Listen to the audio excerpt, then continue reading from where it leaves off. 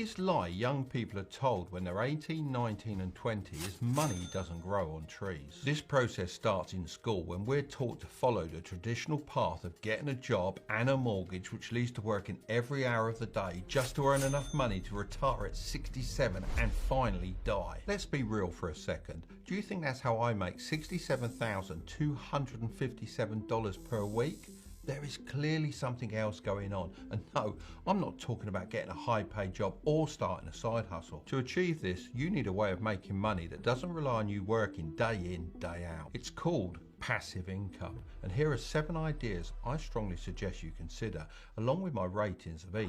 Idea 1. Invest in stocks. There's a bit more to this than just invest in the stock market and you'll make passive income. I mean, I can see why people might think this, because let's say you buy a share in a company and it goes up in value. Technically, you've generated some money without doing anything, but in order to actually get your cash out, you have to sell your stock. Some would consider this passive income, but instead, I just think of it as a bonus and not something to rely on. I consider passive income as nothing less than actual money flowing into your bank account every month without the need to sell the asset that's making you the money. That's why the only form of stock market investing I consider to be real passive income is dividend stocks. These are chunks of companies you can buy. Think Starbucks, Pepsi and McDonald's, and in return for owning them, you get a share of the profits paid directly into your pocket, as well as benefiting from the stock going up in value as a bit of a bonus. They're one of the easiest ways to make money on a consistent basis with absolutely no work.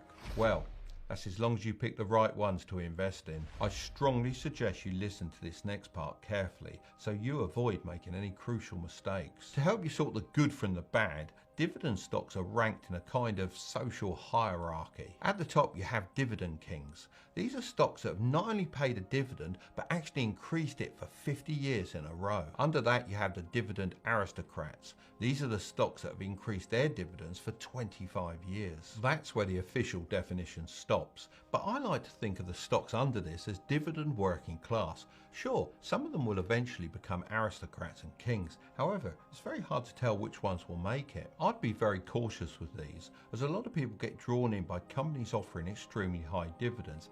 I can understand why, but remember, as much as it's about the amount of money you're being paid, it's also essential that it's sustainable long term. So you can easily compare these 7 ideas. I'm going to rate them in 3 different categories. Firstly, how much time does dividend investing take? I'll rate this a 1 out of 5, as all you have to do is download an investing app, deposit some money and buy a few dividend stocks. Look, this isn't financial advice, but some apps I'd recommend are Moomoo for the